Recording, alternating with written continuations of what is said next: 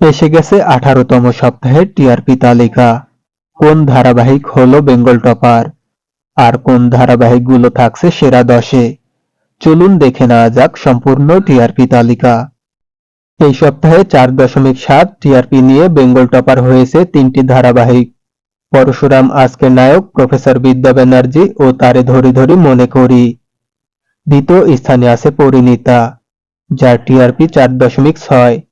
তৃতীয় স্থানে আছে জোয়ার ভাটা, যার টিআরপি 4.4।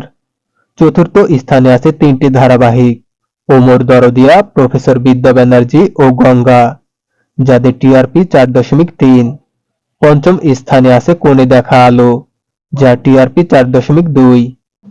ষষ্ঠ স্থানে আছে 2টি ধারাবাহিক, কুসুম ও ঘূর্ণি, যাদের টিআরপি 4.1। সপ্তম স্থানেও আছে 2টি ধারাবাহিক, প্রতিজ্ঞা ও সংসারের সংকীর্তন, যাদের টিআরপি 3.8। অষ্টম স্থানেও আছে 2টি ধারাবাহিক, লক্ষ্মীঝাঁপি ও কমলা নিবাস, যাদের টিআরপি 3.4। নবম স্থানেও আছে 2টি ধারাবাহিক, শুধু তোমারই জন্য ও রাঙামতি তীরন্দাজ, যাদের টিআরপি 2.5। দশম স্থানেও আছে 2টি ধারাবাহিক, কম্পাস ও লক্ষ্মীঝাঁপি, যাদের টিআরপি 2.2। 11তম স্থানে আছে 7 পাকে বাঁধা, যার টিআরপি 2.1।